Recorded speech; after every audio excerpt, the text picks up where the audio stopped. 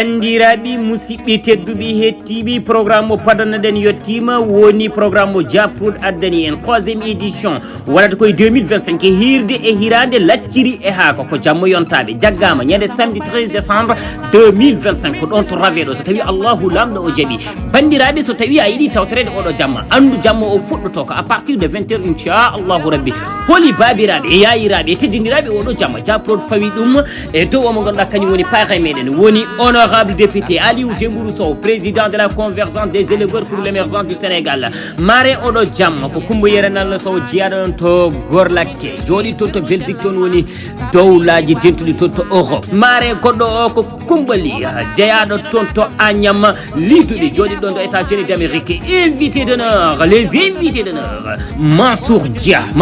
woni PDG nouvelle bijouterie dandeñol jiyaɗo ɗon to Koɓɓillo bandiraɓe omo ganduɗa kanko woni ceerno Amadou Sow koye invité ji meɗen d'honneur Dia marabout jiyaɗo ɗon to Diahle Fulɓe monsieur Djeylani Aliou Mamadou Sow ko homme d'affaires marabout responsable politique jiyaɗo ɗon to Niary Tidjani Bousso PDG TB compagnie quincaillerie peinture lumière jiyaɗo ɗon to Agnam Civol Acha Diallo ko première dame madame Sall o jeeya ko ɗon to Bakel kanko woni joom suudu monsieur le maire Ibrahima Baba Sall omo ganduɗa kañum Mamadou Sall on est koye invité d'honneur uji meɗen jeeya ko responsable politique commune mo Mbolo Birane kono kadi ko opérateur économique programme meɗen ko ni lelori woni guiɗol golle meɗen 20h0 ko accueil mise en place 20h10 ko allocution du présentateur 20h15 ko discours d'ouverture waɗa ɗum ko Abou Samba Diop 20h30 waɗa ɗon prestation du premier artiste 21h30 ko discours de l'initiatrice on woni madame Selija Japrod 21h45 conférence mo ganduɗa o ina waɗa e toɓɓere suɓana nde ɗo wata oɗo conférence ko Abou Samba Diop mo lewlewal pinal mo RTS de la télévision sénégalaise 22h15 ko prestation du deuxième artiste nalanki ɗimmijo 22h20 ɗum ko hirande hirande ɗo ko hirande nde wonata ɗo waɗe servir goto foof ana ñama ko wiyete ko laccire haka tawna wondi e daɗe nalankoɓe yontaɓe 0h0 ko discours aji ɓeɓe ganduɗa kamɓe goni les invités d'honneur e ɓeɓe ganduɗa kamɓe goni marenaji jamma woni yummaji jamma o kono uddata ɗum ko baba jamma woni le parrain Aliou Dembourou Sow bandiraɓe an jiɗɗo arde o noddu e 77 980 33 39 walla nodda e 77 322 86 45 sa tawi aɗa yiɗi wadde réservé ko wiyete ko table unique joɓata ko 10 000 francs so tawi ko table VIP mo 5 personnes on ko 100 000 francs bandiraɓe tuggoten ko 20h0 payen ɗo Allah haaji mbimi jetten Allah mais jettinomo ganduɗa ko kañum woni l'initiatrice on woni Japrod madame Salija mbimi kala jaɓɓuɗomi toon yo wiyam massa saabu hirde hirande laccire haaka hay goto fotani ɗum luutede ko jamma yontaɓe woto kala luutaɓe bandiraɓe caggal yettude Allah ko julde e nelaɗo Muhammad sallallahu alayhi wa sallam en jetti jinnaɓe meɗen kono kadi en jetti serenɓe halifaɓe en jetti dendagal bandiraɓe fulɓe ɓe gandanɗa hoorema ina mbatte meɗen hakkille kala e saaha en jetti omo gandanɗa hoorema woni mawɗo meɗen Abou Samba Diop kono kadi en jetti dendagal liggotoɓe ɗo e Pindi TV en jetti jagganɓe en kaɓirɗe ha no fewi hono Ali Fali Djibi Dieng kono kadi hande en gartiɗo jonde yewtere kono kadi jonde wassodirde miijoji en gartiɗo jonde haalde hirde meɗen nde ganniɗen wadde ko hirde hirande laccire haako ɗum noon eɗen gondi hen e gawlo meɗen ngana bawɗo ko waɗata ko kono kadi eɗen gondi hen e denɗam Diadia ko jiɗɗo ñebbe o hono Sali Dia kono kadi eɗen jaadi hen e Diary Ndiaye eɗen jaadi hen kadi e Salma machallah dendagal bandiraɓe fulɓe wattuɓe hakkille e Pindi TV oɗon bisma nde kettoto ɗon daaɗe belɗe kono kadi ne kettoto ɗon ko faati e hirde hirande e laccire haako hawnaki men gartu hen joni ɓuuren hen yajnade ha no fewi ɗum noon Nafi Gawlo bisimilla ma e plateau ma Pindi TV bani gume ɓiɓɓe fulɓe kale mo jogi jamma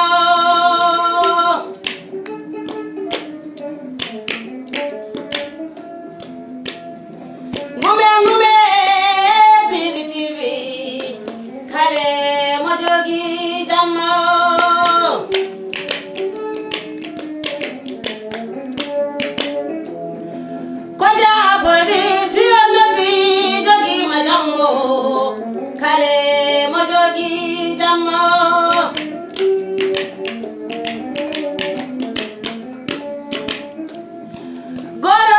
ɓiɓɓe fulɓe jogima jammo kare mo jogi jammo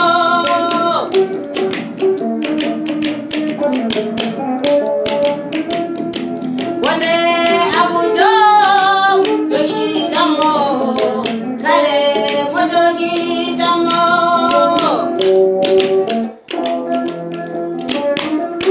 yo ara aliu dabarulela innirama jammo ko kalane kam yummiraɓe inniraɓe jammo kumba yero nalla so yumma jammo ko kumbali on ko yumma jammo kare mo jogi jammo rese garantere jogi jammo totade ñalomane wawani jogi jammo rese jogi ma jammo masuja jogi ma jammo ɓiɓɓe fulɓe holaɓe jogi ma jammo kare mo jogi jammo jelane ali mamadou so jogi ma jammo ko yakoraɓe fulɓe ɓeɓe jogi ma jammo e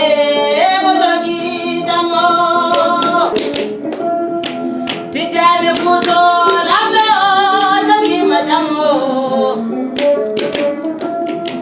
ko lamɗo hewa nafore jogi ma jammo e jogi jammo ajajallo jeyi jammo ko kale mo dusarene jammo nafi gawlo e uma futa mamadou sambolo bira jogi ma jammo mamadou sambolo bira jogi ma jammo kumbe kumbe futankoɓe he dañi jamma de ceerno amadou sone jeyi jammo ko ceerno amadou sone duusi ene jammo gume ja production e jogi ma jammo jombaji keso pulari batte dakkilaji mon jenen machallah waɗi fayida ha no fewi dande nde weeli yuɓɓi ɗum hollirta tan machallah samedi le 13 ɗum weɓata to Raven night club ɗum noon ha calmina bandiraɓe haade meɗen tigui artude e hirde nde machallah alhamdoulillahi rabbil alamin salamu aleykum rahmatullah dendagal jeeɓowo Pinde TV salminama juurama fulɓe foof so wiyama Pinde wiya ko fulɓe foof wonɓe ɗo wonɓe Mali wonɓe Guinée wonɓe Cameroun wonɓe partout dans le monde entier so ɓe calminama e falantere e damal Pinde TV en dañi ko hesdi noon enen fof jeeyi ɗo dañɗen ko hesdi koko ittata yewene men ko yewti en mona kala kadi yo ƴeew hen hoore muɗum oto ƴeew baɗɗo yo ƴeew waɗanteɓeɓe waɗana ko leñol fulɓe mballodiren e miijoji mballodiren e posuji mballodiren e poseraji mballodiren e fof so pullo goto yalti joguima o initiative enen fof jogani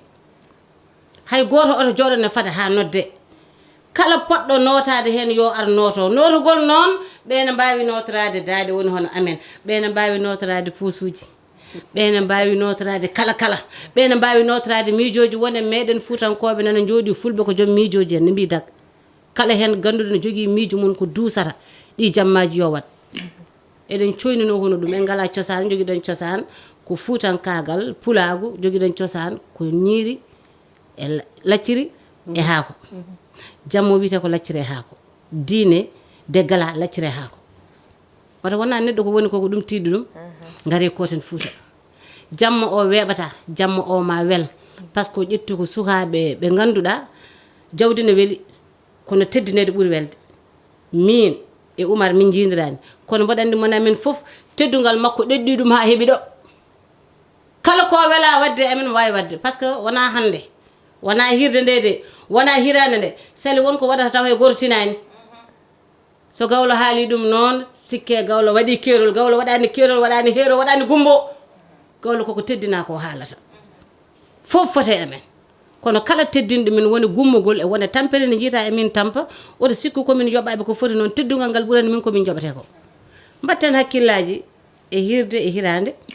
ma wel yontaɓe ma jaltu goro boneji ma jaltu eɗen kewi ɓe nder galleji mabɓe ɓe ene bureau ji muɗumen eɓe jeewa ɗum eɓe jawdi ɗum mbatten hen hakkillaji meɗen ballodiren mbaɗen hen dowuji mbaɗen hen foof yo yaaru yeeso ya barke Allah ene laaɗo muɗum no dande leñol wayi e pulago ni hirde e hirande Dia Production yo wano no Fuutankagal mi salmini fo e tigi machallah ko kalɗa ko waɗi fayida hade meɗen ɓennude e Sali ha joni min gartate ma tan hol yiyandema e hande Sali Dia suɓadema en tant que gawlo gara tamboɗa hirde nde aɗa andi guila e parrain ji men ha e marrainaji meɗen e holko ɗaminiɗa tigui rigui hirde nde ma wano machallah avenir hirde nde déjà to fayi to ma woɗɗoy mande taccu leyɗele par ce que oɗo initiative sa ƴeewi ko concept baɗɗo fayida koye amen fuɗɗora kono koto mawɗo o fayi o ƴettata ko dande leñol o déplace ɗum o nawa ɗum banggue goɗɗo wadde ɗum holko waɗata ɗum yettinta ɗum ko Allah anniyo mo jogui e wiide yomi ar mi wallodira e ɓiɓɓe Fuutankoɓe mi yewtaɓe ene muusi kala biɗo organisation muusani haalanani mo gonga ene muusi ha may minen komin yimoɓe komin nalankoɓe holko waɗi min mbayri wadde organisé ene wi jaw boni yoni ko nante hen ko jiiɗa kadi eko dogata hen tan ha teppe ma ceeko ko sa yimi wi ballodiren ko mbaɗa andi no muusi so neɗɗo anda ko muusata ko wawa wiide yo goɗɗo o walle ma ganda holko woni hen no mbawa wiide yo walle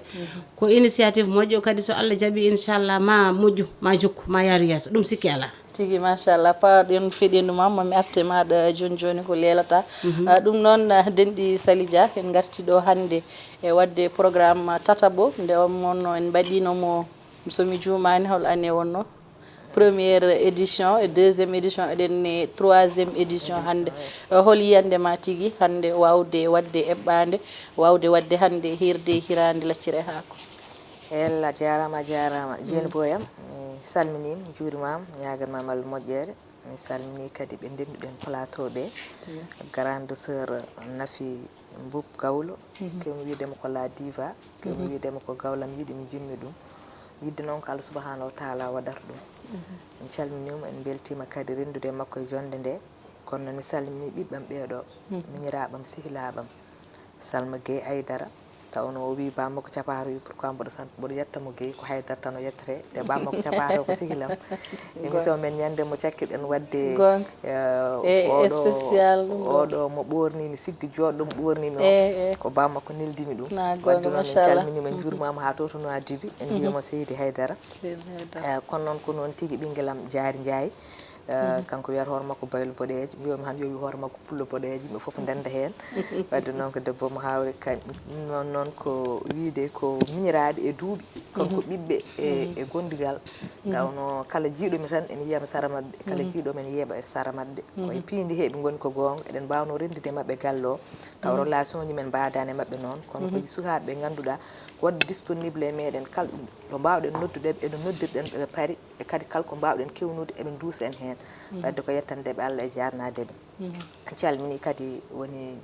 ardiɓe galle ɓe kaw meɗen Abou Samba Diop directeur général kono noon tigui Daoudou Moussa Dia e mawnum Harouna Moussa Dia ha to Burkina Faso kono en calmini dennagal yeeɓiyanko piinde en jetti Allah kadi e jogontoɓe en kaɓɓirɗe kala saaha bandiraɗo gorko Ali Samba Ndéne Fall ene wonde e Djiby Dieng eɗen gandi kala ko fiiɗo ɗo ko yoɗɗo kamɓe ko weltal tan Dieynaba kadi woni no mbiɗa ni puɗɗinɗen ɗum koye 2023 koye édition meɗen 2023 wonno mbannoɗen ɗum to ko e point 1 taw kadi teddunirno ɗon ɗum ko bandiraɗo gorko Abou Ndiaye Madina Gounas mo ganduɗa hande nanto e France kadi o yoni ɗum o fewni ɗum ha feewi kala jayde yankoɓe fulɓe foof gari e kala darninoɓe pulaɓe foof gari joni ɗum ha yooɗi mon foof ne andi ko mbiyata ko tout début difficile kono kamɓe jaggi hen ɓe jagge concept o première édition ha rewi lawol mbaɗɗen deuxième édition kadi début 2024 janvier c'était le 11 janvier 2024 ɗum ɗon noon wadde koye 2023 fuɗɗuno eɗen e 2025 en Allah bo newnini en kadi eɗen non c'était le janvier 2025 oɗo wonno deuxième édition wadde puɗɗin ɗon ɗum koye 2024 taw ɗum wonno koye 2025 donc eɗen hande e fin 2025 donc ko ɗo joni woni 3e édition meɗen seydi Sow tigi machallah waɗi fayida no fewi nde wonno en mbaɗi première édition rewi lawol mbaɗi deuxiéme troisiéme o kadi holko bandiraɓe padata e programme uji ko fati nden ɗon hirde hirande taw wona wadde ñebbe tan nde haako min kalanta law tan ko sosoɓe teddinirɗa sosoɓe teddinirɗa min memata ñebbe wawa eyyi ko yettude Allah tan tawno concept woni no mbiɗen ni gila puɗɗiɗanmo première édition bandiraɓe ɓe foof jaɓɓima ɗum kadi wona fulɓe Sénégal tan wima nde naate piinde hay fulɓe Liby noddi kam e numéro men commercial o taw ni mi wawa famodirde mabɓe pular mabɓe kalata o kono ko wideɓe concept o natti wonde concept mo Sénégal naaɓe tan ko yimɓe foof ndendi ɗum noon wadde ko yettere Allah par ce que neɗɗo wawi tan ko miijade hunde gadda so tawi yimɓe jiɗani ɗum tan wawata woɗɗoyde hen woni ko haal pour en mbiyata ko so tawi neɗɗo ami ha gam ɗum jooɗi tan kon faɓɓane kono sa ami hay goto faɓɓanani han so ɓoyi ka jottoɗo wadde concept o ko yimɓe jaɓɓi ɗum so tawi kadi en cuusi wadde ɗum kadi ha 3e édition par ce que enen gandi dawal ngal juusi nde puɗɗiɗen nde jinnoɗen wadde ɗum ne ko chaque lewru ko ɗum wonno yiyande nde kono tawɗen en teddi woni no la diva wini grande sœur Nafi kala goɗo wadde organise hunde en andi en teddi organisation weeɓani ko fof guila e banggue tempérement an e banggue haaluji ɗi ha e banggue jawdu ma ko dañƴa fof mbaɗa hen ko perdata hen ɓuuri hewde ko dañata hen ko kono kadi sa renama faggo hen añɓe taw ganda taw cikkata aɗa daña hen taw an ko jawdi ma mbatta hen mbaɗa hen connaissance ma mbaɗa hen énergie ma fof ganduɗen ene teddi donc mbiɗen wadde tawru noon ɓeyden daawe ɗe tagui nde mbannoɗen e mois de janvier nde par ce que hakkude nde mbaɗɗen première édition e deuxiéme édition timmani 3 mois 2 mois tan mbaɗɗen ɗum mais pamɗen teddi mbiɗen en dartinno en kadi ko ƴewde beele yimɓeɓe eɓe ɓuuri en yidde concept o enen koye meɗen par ce que woni ko mbimi sa waɗi yimɓe propose hunde jooɗo ha cabbuɗa beele ɓe garte ma guila nden faade joni hankkandi mi yi noon hankkandi mon foni ene namdo an kam ko hanma wadde hirde hiran lacciri haako an kam hirde hiran lacciri haako minɗa kadi waɗa chaque 1 mois chaque 2 mois ko tagi guila nden a waɗani mbimi tawde hankkandi ɓe jiiɗi ɓe namdima yomi addanɓe 3e édition ɗum tagui jaɓanɗen 3e édition ɗum noon ko wiide tan ko yettere Allah en jii première édition deuxiéme édition ɓuurimo kadi welde ɓuuri hewde yimɓe ɓuuri kadi hebde ampleur kono eɗen paami tigui kadi 3e oɗo édition kadi ɓurat kadi jirwude wonta édition sosoɓe malgré ko sosoɓe teddinira ɗum ko hirde sosoɓe kam weeɓata welat kadi eɗen gandi yimɓe eɓene kaala ɗum partout kadi so tawi en ƴeewi tan édition fof artiste goto ƴettanno ɗen goɗɗo lawol ƴettuɗen ko neɗɗo e yummum neɗɗo e ɓiyum so wiyama hande Nafi Gawlo tan hande e gawlago o namdiraki eɗen gandi machallah dande nde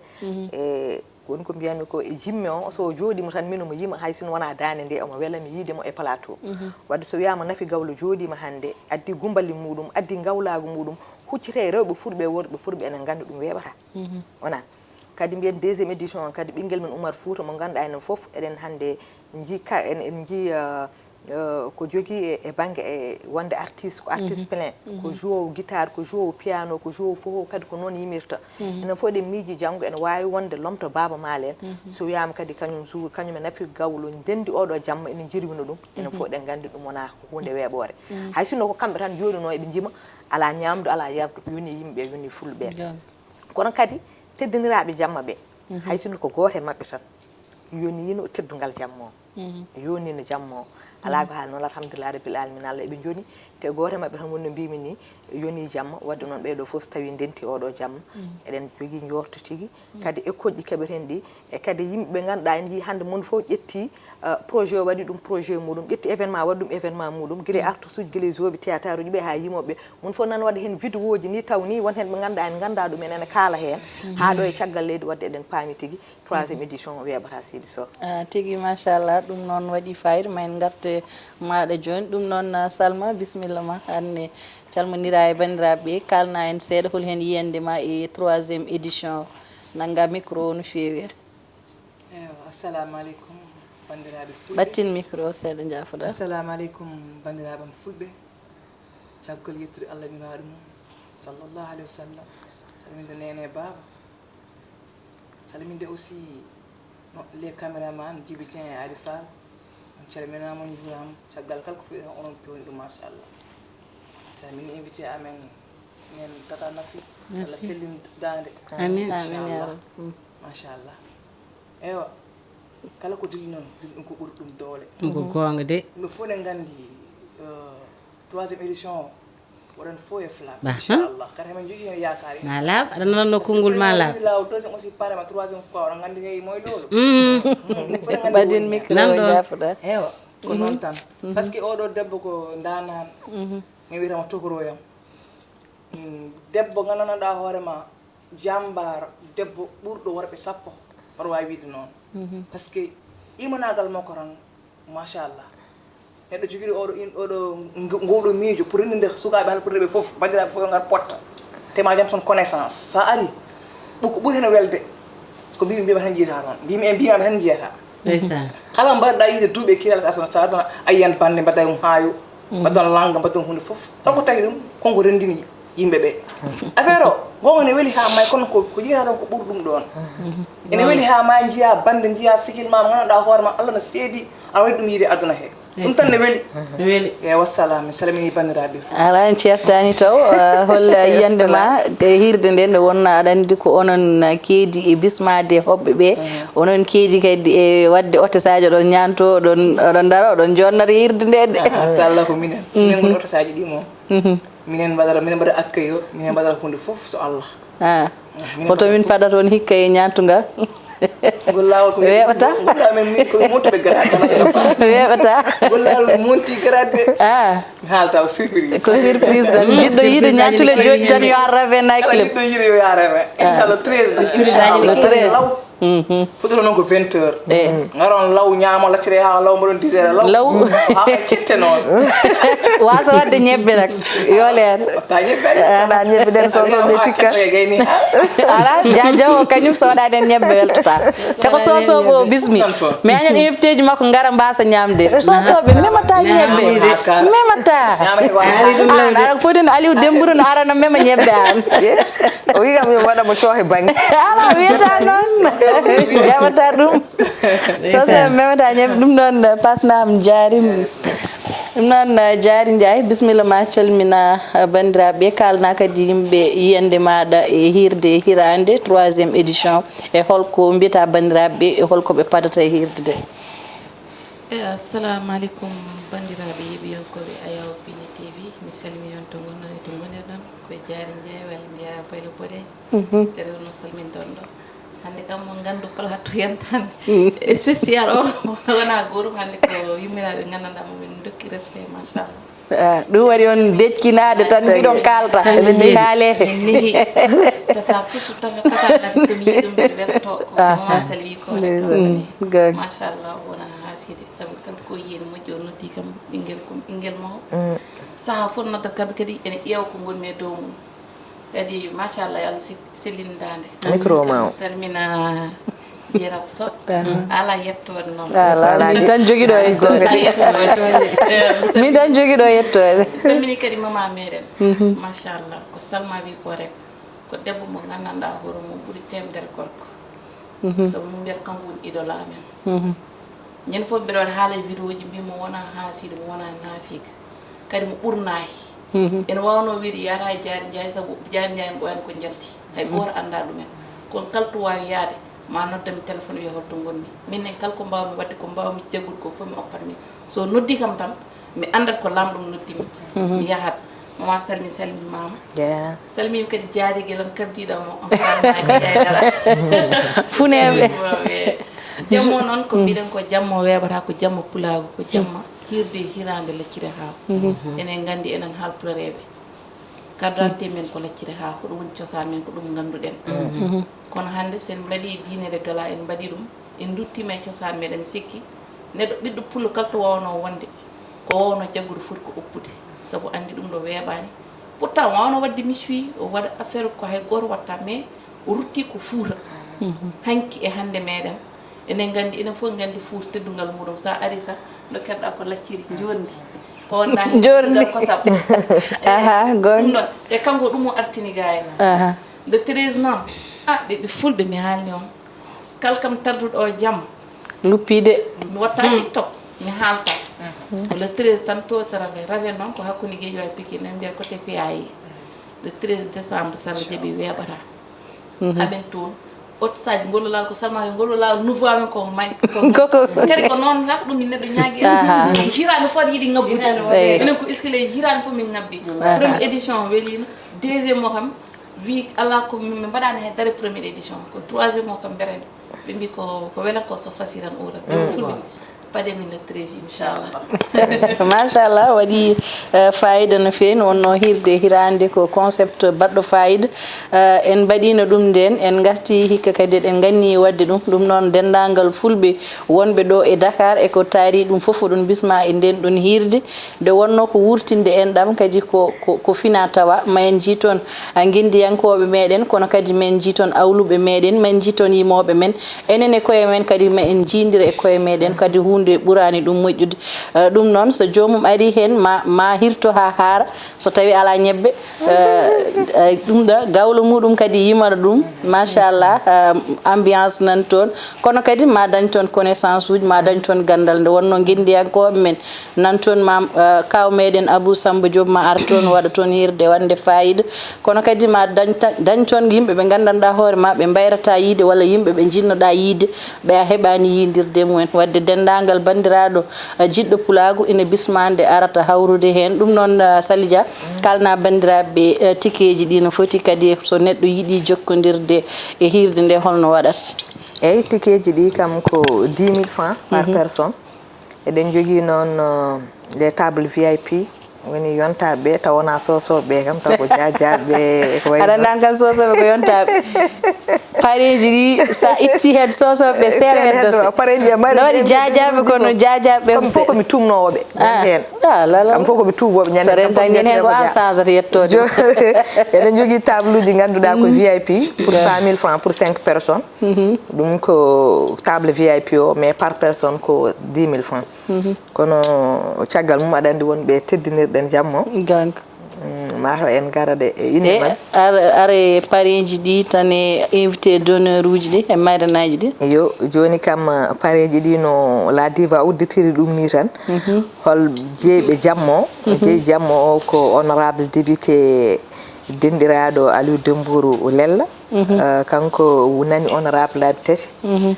malgré ko sosoho on kadi kanko woni président convergence des éleveurs eɗen gandi Aliou Dembourou député yagal e laamu sanjani ɗum ko parnoriɗo ko woni ko kay panoroɗo ko woni ko kadi kala kone dille pulago omo yiɗi ɗum omo softani ɗum ɗum tagui kadi kala ko watte ko ganduɗa ene noddi pulago tan kala ɗo jomum foti wawde wonde en foti wawde teddinirdeɓe ɗum par ce que ko neɗɗo jeeyi ko poɗɗa ko teddinirde ɗum kadi ko neɗɗo fanorto guila hunde kewade nde kala ko kewi ko fayi ɗum ɗo ɗon foti wawde teddinirde jomum ɗum tagui haqqillaji yeehe makko teddinirɗen mo ɗum taw kadi sababu o ene woni sehil makko kadi miñi ko mo ganduɗa kadi enen ko bani meɗen gorko min kewi wiide mo esam woni Abdou Salam Ba Dialal Leñol donc mo yettani sababu yettani Allah o kanko woni sababu meɗen Aliou Dembourou Lella ha hande mbawɗen wawde wadde ɗum parrain donc kanko woni baban jammo so tawi yawtimo ha joni nde gomi tan koye sosoɓe tan kamɓe koni yontaɓe leñol ngol a jaɓat tan gonnen koye marraine meɗen Coumba Yero Nalla Sow gondoto e Belgique jeeyato Goor Lakke somi wi Goor Lakke noon ko heddoto moɗon to koye Mauritanie kono jooɗi ko Belgique ko debbo pullo kadi tiiɗaɗo pulaago kadi woni ko mbiyami koye kala sahaa piinde ne hokki kam ko tettani nde tawno télé woni ko mbimi ko hay sinno hokkanima salaire mo gurnuɗa galle ma ene hokkuma yimɓe nafoɓe o koye télé tan Pindi TV yi kam min gandodiri hamin mbayno ɓiɓɓe yummo ni kala ko ñalle mum ene waale am kala ko waale am ene ñalle muɗum gandu ɗum yidde muɗum e me korse muɗum am mais gaga yidde hakkude amin relation hakkude amin jiimi yidde mum pulaagu ngu ko pulaagu tan kanko pullo tan 100% no Dieynaba Sow ni ko pullo tan mo wattaka ndiyam ko pullo tan mo ganduɗa machallah mbimi noon waaɓe noon hay sinno hannde goni ko caggal leydi toon guuri ene moƴƴi sen mbaɗi ɗo hunde teddiniren ɗumen par ce que mbi teddungal dastaki ronde kono mboɗo wayi heewi wiide teddungal foti ruttede tan ko teddungal hono muɗum tagi teddinirɗomo jammo kanko woni teddinirɗomo jammo o jaggue jamma ha tiiɗo o welti hen o kuppi billet makko ko garoɗo e Dakar inchallah rabbi mi wima kadi ala ko ittatamo guila Belgique addamo ha ɗo sona hirde nde kadi sinno arino goto la d' accord kono arani goto nafi gawlo parde ummi ha Belgique ummi ha Belgique kadi ɓi yummum kadi wi kañum ne kuppi billet mum ummo ha France ne ara duusi ɗum ayi ɗum nde hirde sadamala malo cuusoreedu asada ñaago doko jawdi sayena kay tottu bawɗo jogiiɗo sadaraka ɓiya kay bamro ko jogiiɗo machallah ko sa wuri dañatoɗalɗa sa mayi ɓernde ma lelo soko mbiyenaya yo dañ ko nawari ɓoy juuti ɗum naɗa wajorey ndeysaan wadde mbima Seydi Sow makko mbiyama Sow wallay won kadi kanko kadi babiraɓe fof noon kadi ala ko ittata ɗumen toon sona adda dusde mo e jamma he hay honorable député Moussa Dia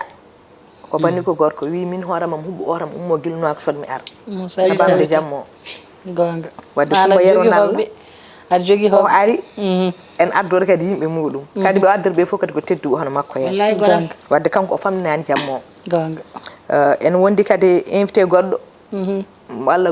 marraine goɗɗo pilito kumbali kadi kamɓe ɗi fof koɓe kumbaji waɗa heewi wiide inde meɗen waccoje ɗe e fulɓe so woni gorko so wiyama Samba heewi wonde ko jambar heewi wonde ko jantammal heewi wonde ko jontaɗo kono so wiyama Kumba tan ɗen gandi heewi wonde ko debbo gorgoro heewi wonde ko debbo cirguiniɗo debbo jariɗo jiguen mo mon goor oɗon ne onon pende on ɓe après caggal onon ko caggal amen gonɗon mbawna ka pende pende wadde kadi funeɓe onon pende on ko caggal amen gonɗon minen Kumba en ɓe ka Kumba ɗum wonma jingande Kumba ay ɗum ne min ko pende lomtiɗo Kumba de mi ar pusmi Kumba o ala wadde o ko pende jagguetiɗo ko pende joni noon Kumbali kañum ne woni ko to e États-Unis d'Amérique États-Unis d'Amérique kañum debbo cirguiniɗo guila ɗo e Sénégal ha Allah nawi ɗum États-Unis d'Amérique kadi nawi États-Unis d'Amérique nden États-Unis d'Amérique weeɓani yaade wallahi barki Allah o woni toon hannde duuɓi nogas toon jibini suka muɗum fof kono ko debbo mo Agname liduɓe bani buuɗi sippatoroɓe sippata jamli kono ko mawnam koto sinɗomi yama daw yahata États-Unis nde minen mi pamɗi min gandama kono kanko yiili kam haw yiitimi kadi ko neɗɗo panotoɗe neɗɗo kadi jiɗɗo Pindi TV nde guinnirɗen mo jammo mbiɗen kanko koye marenaji jamma he o jeeya o jaggi jammo o kono hannde no ɓiyi ko hannde o yanginta ɗo e nder Dakar kanko ne kala mo andunoɗo tedduɗo teddiniri ɗum haw teddiniri ɗum Yumma Aissa Philadelphie Yumma Aissa goto min wima eɗen gandi Yumma Aissa Philadelphie jogui ko restaurant mum molnaɗo ala majjuɗo ɗum Yumma wima tawde noon komi ganni noon yaade Sénégal e mois de décembre walla janvier wona oɗo dat gandinomi yaade min wat tout hami taƴe biyam le 29 novembre mi ummo États-Unis mi yaaha Sénégal pour hawtude e jamma ala ɗum weɓata sali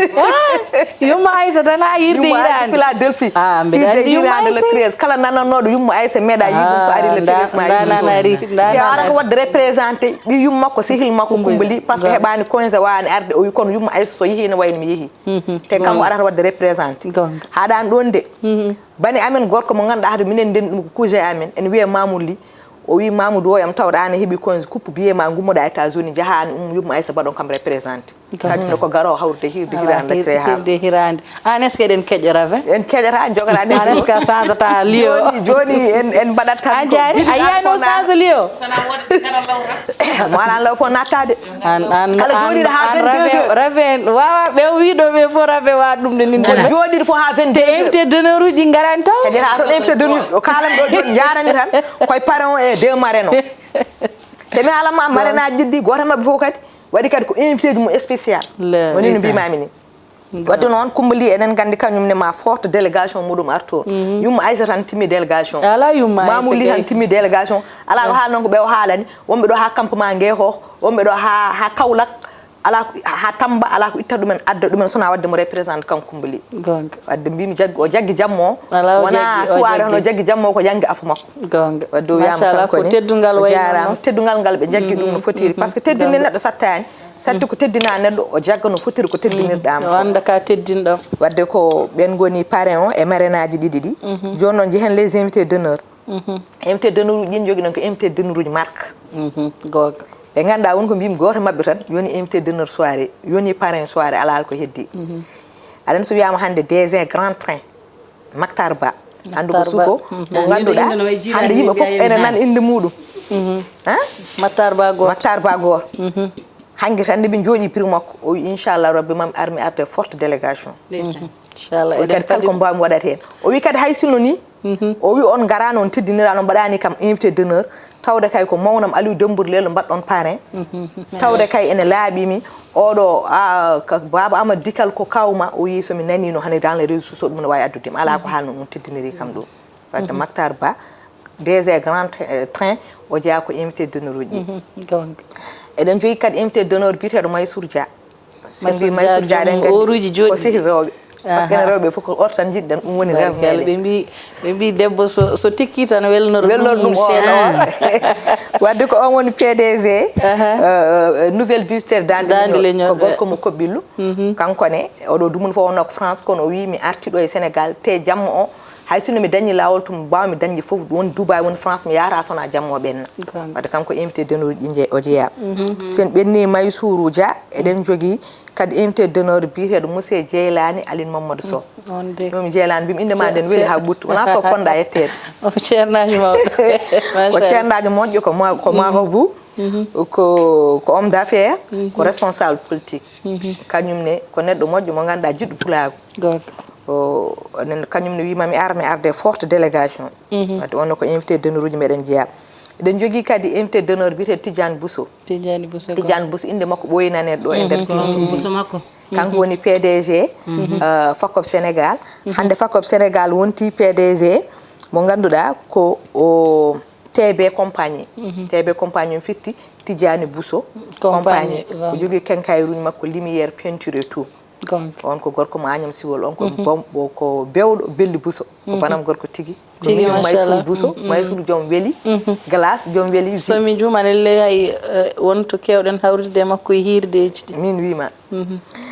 donc ko onne ko invité d'honneur uji he jeeya kono noon jaaɗen ha to Bakel naaɗen commune mo Bakel jiiloy ɗon toon kadi premiére dame mo Bakel woni Acca Diallo madame Sall joom galle makko nani député nani vice président assemblée nationale nani maire wadde noon madame Sall Acca Diallo ko invité d'honneur he jeeya kanko woni premiére dame mo Bakel woni ɗo mbiten kalɗo jiiɗen debbo timmuɗo alay saago gorko timmuɗo wona sara mum kono kalɗo yiiɗa yaaro worɓe timmuɓe alay saago rewɓe yontaɓe gona sara mumen wadde eɗen gandi ɗum wewata par ce que mon fof ne andi Acca Diallo yidde mum pulagu e yidde muɗum fuurankagal kadi ko neɗɗo jiɗɗo haako par ce que kala aljuma ko haako defata e galle makko min hooramo invité kam haako nder galle makko mbaɗandi tan monsieur makko gam wiyata ko yo waɗe ñebbe ha yeew o salsalo on añata sa waɗi en ñebbe añata on añata eɗen jogui kadi invité d'honneur goɗɗo biyeteɗo Mamadou Sall ko Mbolonajo Mbolo Biram ko responsable politique commune mo Mbolo ko Mbolo Biram Najo kadi ko opérateur économique on aussi ko invité ji meɗen d'honneur jeeya wadde eɗen gandi kañum ma arde teddungal arda no fewiri eɗen jogui invité d'honneur goɗɗo biyeteɗo ceerno Amadou Sow onne ko marabout kadi ko cukalel ko mbiyata ko ceerno cukalel jiɗɗo pulago kadi panoriɗo pulago onne ma ar wi arde forte délégation muɗum wadde noon jeeni boyam ko ɓeɗo tigui guinnira oɗo jaam tigi machallah ɗum kam holliri kam wonde hirde nde e weeɓata nde wonno ko yontaɓe ɓe tan kawriti toon te yontaɓe kadi so tawi toon kadi yontaɓe wodɓe ɓeydoto tan ko fewde ɗum noon moni kala ina bisma toon ñande samedi le 13 décembre inchallah to Ravin Night Club ɗum noon nafi konngol ma cekkitingol tan ngol mbaynortoɗa kalnamen fansuji ma holto poti faddemo alhamdulillahi rabbil alamin émission ari ɗo kadi mi salmini sukaɓe meɗen ɓe ɓe gonduɗen ɗo e plateau ɓe e caméraji man meɗen kadi jarama ko heddi ko haala seeɗa kolla ko heewi min ko noon mbiyami Sali Dia min ko kalanmi e Sali ko albarka Allah e nelaɗo muɗum albarka ndimago e gawlago so tawi ala ko dimo waɗani gawlo ko gawlo haalata albarka weevuji taw hay gottinayi yurno gawlo yurno téléphone ma hay so mbiɗa jogori adda ɗo émission so neldi kam passe somi dañani adda somi neltorimo neltirtu kam ɗum ko arjiga ma a hetti hen min mi yiiɗa gubbowo nema neɗɗo yo haal ko waɗana ganduɗo ma yo andude wadde fodde foof ɓeydo andude no waɗanta ɗum noon waɗanta goɗɗo Sali Dia teddinam tan de jangtimi ɗum waɗi ala fof ko mbawmi wiidemo so wona duwanademo e lawol ngol yo Allah hokkuma yettinde ngol e dow jaam inchallah dendagal mo noddi kadi ma notomo hen neɗɗo ko noddata noote ko koye muɗum wona e yimɓeɓe sa moƴƴini hakkude ma yimɓeɓe tan sa noddiɓe ɓe notata ko heddi ko noon jimɗi kesi pul kolli koraji balafonjo on mbayriide balafon nde weɓata jenam bolongaji kore weɓatade on mbayri yiide ɗum rendez-vous min mbayri le 13 rendez-vous le 13 inchallah so Allah jaɓi ɗum noon bandiraɓe hojomaji meɗen gasi ha laaɓi Sali rokkira numéro commercial o tan mbawen uddude yewtere nde e Allah jarama jeeni boyam ko numéro aji kala jiɗɗo hebde billet mum les billets sont disponibles kadi les places sont limitées woni no mbiɗen ni aɗan ɓeɗon darneɓe fof a wawi renndi ɗumen e liye kadi heewo yimɓe ha ɓuurta kadi kone tampina ɗumen donc sen keeɓi nombre mo cohluɗen o tan ken aritoɓe wadde kala jiɗɗo billet mum guila ko law yiiɗi hawride hirande he aña arda ha e damal wadde déplacé galle muɗum yiiɗa nadde ronka taw hankkandi heewi yimɓe guddi damal ngal yo noddi meɗen e ɗeɗo tongoɗe woni 77 980 33 39 walla nodde e oɗo numéro 77 322 86 45 e ɗiɗo numéro aji ɗiɗi kala hen ɗo nodduɗa ma waw hebde biyeji ma ko wona ɗum ko sa jokkodire Dieynaba Sow aɗa andi ɗum sa nani ngoɗo eran sa noddu ma waɗa feere ha keeɓa biye ma sa jokkodire e Nafi Gawlo aɗa andi ɗum sa jokkodire ma waɗa feere ha keeɓa biye ma Salma ko noon Diary ko noon min aussi ko noon kala amen mo noddu ɗon ma waɗa feere ha keeɓa biye ma keɓon biyeji mon guila ko law ko heddi ko jarnade on e jarnadema an Dieynaba Sow nde tawno concept o a jaggi hen no feewi guilo fuɗɗi darne ma e doole ma e jawdi ma e fofof ma deuxième édition o Nafi o wannimi ko satti o wi kam min ɓornanma wutte mo ɓonninomi e deuxième édition kanko ɓornimi ɗum a faami rutto kadi guila subaka o arata o daro hen darde makko foof ɗo foti defe do defe ɗo foti o servude o serve ɗo foti jaggude micro o jagga micro o tampede o tampata hen de min hoore mi tampara hen ɗum ɗum noon ko yettandemo Allah jarnudemo par ce que kala ko ene gallo o ene ummini omo ummini hen hay sinno affaire hirde hirande lacciri ha ko wona pour piindi tan tawde komi neɗɗo piindinajo kadi piinde ne yi hen kadi mon fof ne andi piinde ko partenaire officiel hen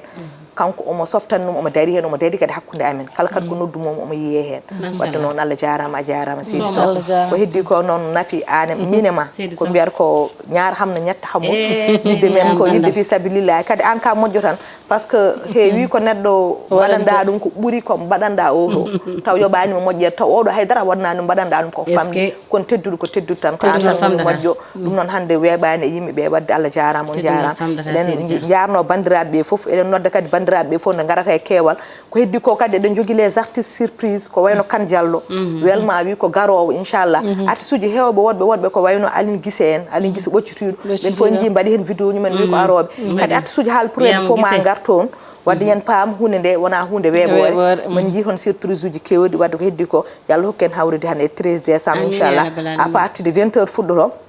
jehen noon ha 2 heures du matin yo Allah hokken wadde no wiiɗen natiri bisimillahi rahmani rahim jofniren ɗum alhamdoulillahi rabbil alamin Allah jarama jarama machallah waɗi fayida no fewi ɗum noon bandiraɓe yewtere meɗen arti ha ɗo ɗum noon enen foof kawrite en samedi le 13 décembre inchallah to Raven Night Club nayade olmo jeyde ñalade nayade sali jayo anonodi ñalade nayade nayade anonodi ñalade nayade hide irane lajako anonodi furankaga salija nayade anonodi ñalade rendez-vous inchallah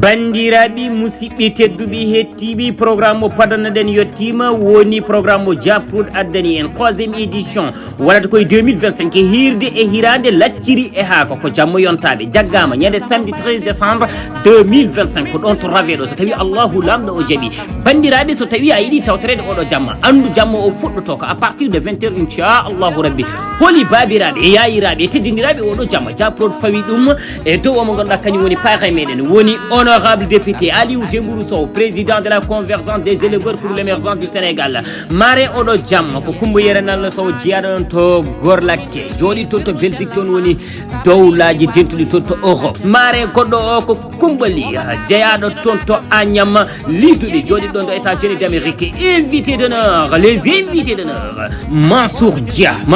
woni PDG nouvelle bijouterie dandeñol jiyaɗo ɗon to Koɓɓillo bandiraɓe omo ganduɗa kanko woni Ceerno Amadou Sow koye invité ji meɗen d'honneur Dia marabout jiyaɗo ɗon to Diahle Fulɓe monsieur Djeylani Aliou Mamadou Sow ko homme d'affaires marabout responsable politique jiyaɗo ɗon to Niary Tidjani Bousso PDG TB compagnie quincaillerie peinture lumière jiyaɗo ɗon to Agnam Civol Acha Diallo ko première dame madame Sall o jeeya ko ɗon to Bakel kanko woni joom suudu monsieur le maire Ibrahima Baba Sall omo ganduɗa kañum Mamadou Sall on koye invité d'honneur uji meɗen jeeya ko responsable politique commune mo Ɓolo Birane kono kadi ko opérateur économique programme meɗen ko ni lelori woni guiɗol golle meɗen 20h0 ko accueil mise en place 20h10 ko allocution du présentateur 20h15 ko discours d'ouverture waɗa ɗum ko Abou Samba Diop 20h30 waɗa ɗon prestation du premier artiste 21h30 ko discours de l'initiatrice on woni madame Selija Japrod 21h45 conférence mo ganduɗa o ina waɗa e toɓɓere subana nde ɗo wata oɗo conférence ko Abou Samba Diop mo lewlewal pinal mo RTS de la télévision sénégalaise 22h15 ko prestation du deuxième artiste nalanki ɗimmijo 22h20 ɗum ko hirande hirande ɗo ko hirande nde wonata ɗo waɗe servir goto foof ana ñaama ko wiyete ko laccire haaka tawana wondi e daɗe nalankoɓe yontaɓe 0h0 ko discours aji ɓeɓe ganduɗa kamɓe goni les invités d'honneur e ɓeɓe ganduɗa kamɓe goni marrainaji jamma woni yummaji jamma kono uddata ɗum ko baba jamma woni le parrain Aliou Dembourou Sow bandiraɓe an jiɗɗo arde o noddu e 77 980 33 39 walla nodda e 77 322 86 45 sa tawi aɗa yiɗi wadde réservé ko wiyete ko table unique joɓata ko 10 000 francs so tawi ko table VIP mo 5 personnes on ko 100 000 francs bandiraɓe tuggoten ko 20h0 payen ɗo Allah haaji mbimi jetten Allah mais jettenomo ganduɗa ko kañum woni l'initiatrice on woni Japrod madame Salija mbimi kala jaɓɓuɗomi toon yo wiyam massa saabu hirde hirande laccire haaka hay goto fotani ɗum lutede ko jamma yontaɓe woto kala lutaɓe